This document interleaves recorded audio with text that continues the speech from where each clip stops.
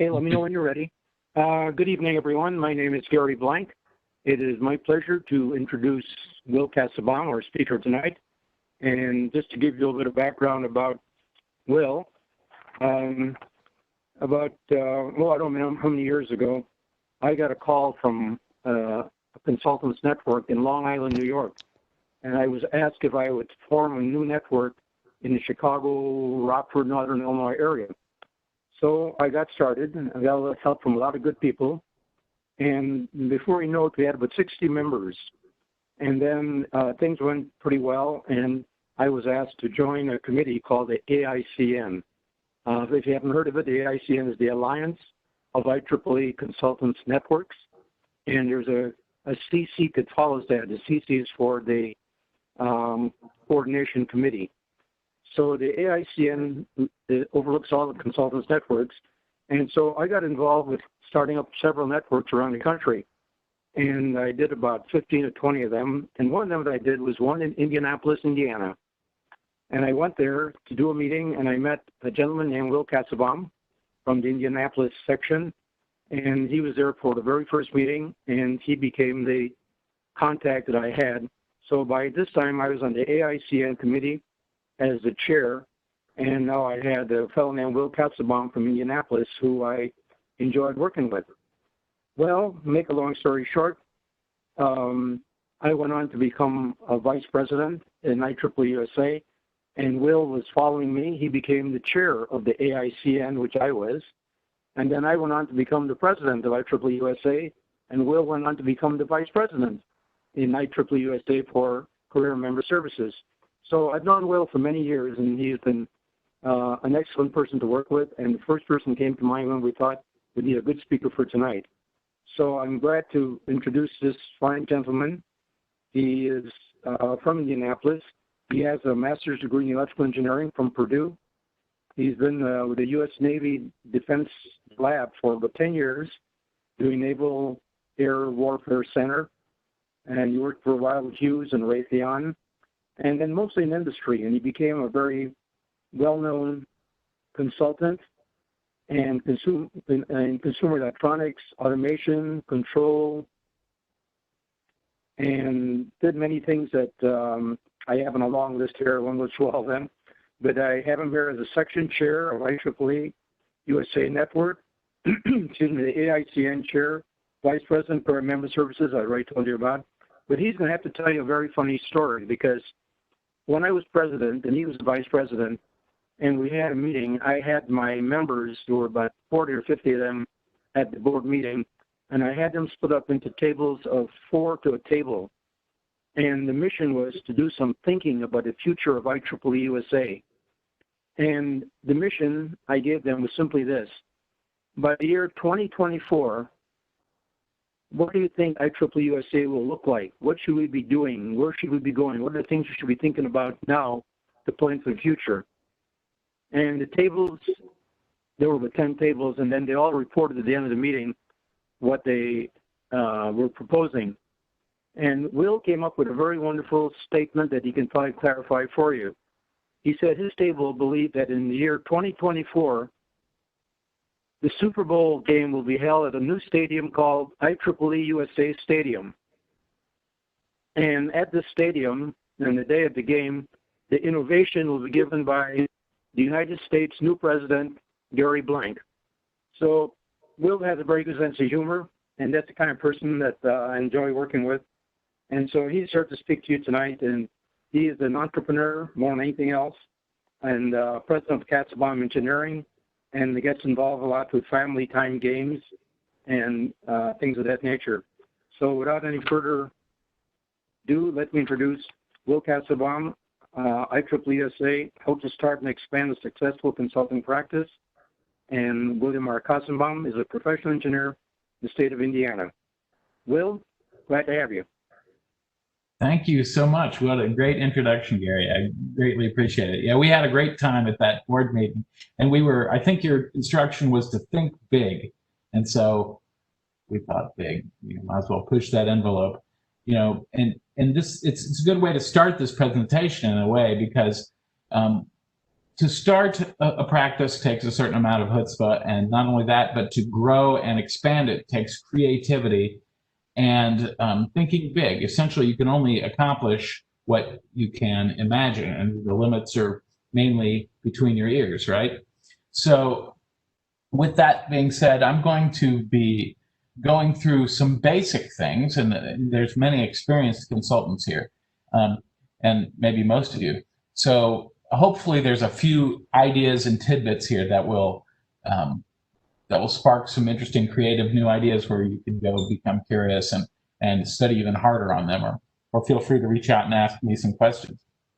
But I want to go through some basic things in case there's anybody who's just getting started and thinking about this. And then I'm going to talk about sort of what the preparation is. Having turned the crank on a number of businesses over the years, what is the process you go through as you get started? So we'll talk through those things. And then there's some key things about operating and marketing and selling that maybe are things that we as engineers, that's not our favorite thing, but I'll sort of show you why you shouldn't fear those things, but they are problems to solve, which are just as fun as solving some of our more technical ones. And then I want to get down, so I'm sort of coming down from 50,000 feet to 20,000 feet to hopefully closer to the ground. So then I will go through a number of tools and specific techniques that I think might be helpful to think about, which will hopefully prime your pump and give you some ideas of things you can do to improve your practice or do specific things that will make your client acquisition more efficient and your operations and billing more productive and efficient. So that is the plan. So next slide, please. Okay, so I want to point this out.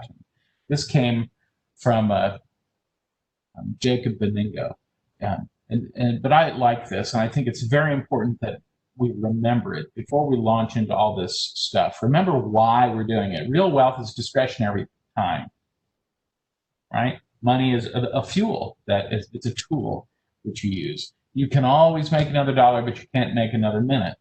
So make sure what you're doing is worth your time, and sit back occasionally and change directions if it's not being that way.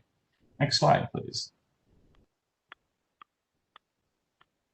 All right, so this is something that some of you have seen before.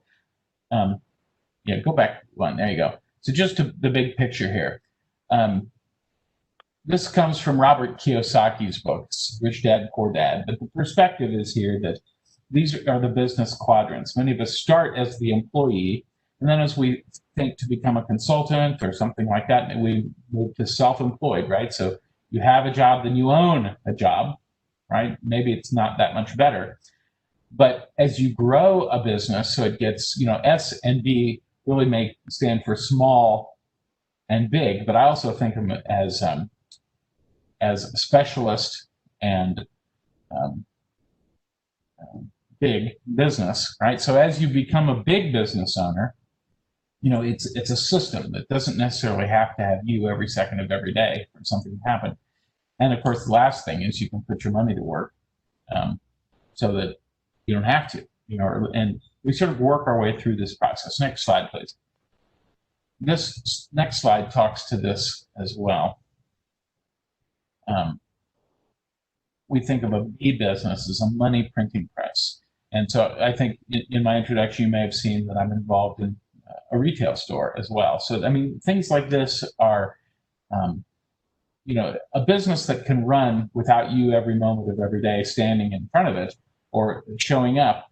These things, I think many of us, even as consultants, we're thinking about this. Is there a product that we could sell? Is there something that we could productize? Is there, maybe we're working on something for a client that is in this area, so something that they are productizing.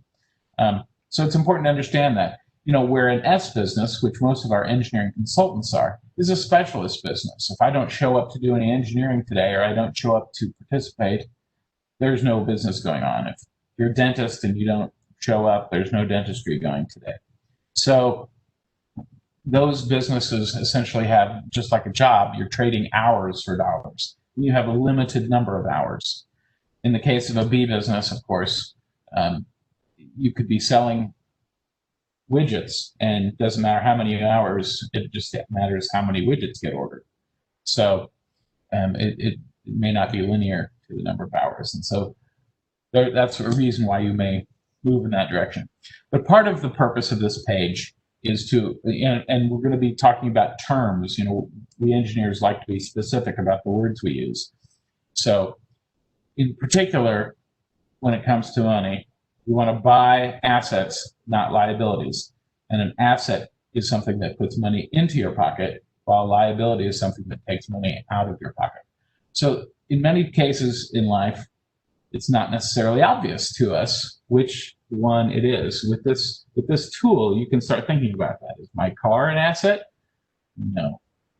You need it, but it's a liability. Your house, your personal house, well, you need it, but it's not really clear whether it's going to be an asset maybe many years later when you see what it is worth. It may accumulate some value, but it may cost you a lot over the years to maintain it. So is it an asset or liability? It's maybe a little hard to tell. There's some things that are clearly assets. If you buy it and it can put money into your pocket, it's an asset. So the perspective is if you're going to invest money or if you're going to borrow money, it should be to buy assets and not buy liabilities. Next slide.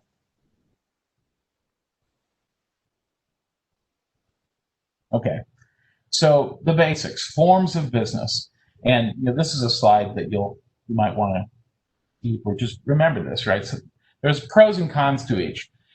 A sole proprietorship or a partnership is very easy to put together, right? It's because there's no structure at all, really. You can just get to work. In a sole proprietorship, of course, you're mixing it on your personal taxes. It's just you, but there's no limited liability. If you mess up, your house is on the line, or your car is on the line, your personal bank accounts are on the line. And in a partnership, if your partner buys something or takes on a liability or something like that, it's yours too. It's either one of you have all the power. So anyway, these entities aren't suitable for investment either. So it's simple. So in some ways, you got to get to work. But it's not good for investment. Limited liability companies are being used more and more these days for initial companies. There's some advantages. It can be centrally managed. It does have limited liability. There's taxes are paid. It flows through to your personal taxes. So you can take the losses as well as the gains. Sometimes that's useful. Sometimes it's not really. And it is suitable for investment. And there's a lot of new methodologies for how that's done, even for several rounds of financing if you're going to build a B business. Subchapter S corporations are quite often used for small consultancies. They're usually closely held. Only natural persons can be the owners, though, where an LLC, a company or a person, could be an owner. In the case of a subchapter S, they have to be natural persons. And there's a certain amount of corporate governance required since it's a corporation. So these are getting to be more sophisticated entities. The S Corp, like the LLC, the taxation flows through to your personal taxes. However, it can deduct more things as it's a corporation. And a C Corp is sort of the top of the heap here. If you are going to be growing into a big business and raising a lot of money, you're probably going to end up being a C corporation. There are pluses and minuses again with this. It's the most appropriate for taking on investors because they know what they're buying.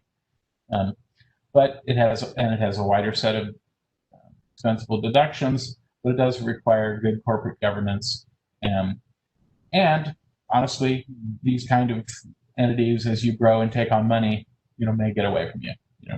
Once you don't own a controlling interest, it might be hard for you to maintain control of this entity. We're a limited liability corporation, for instance. The managers may still manage it even if they're not the owners.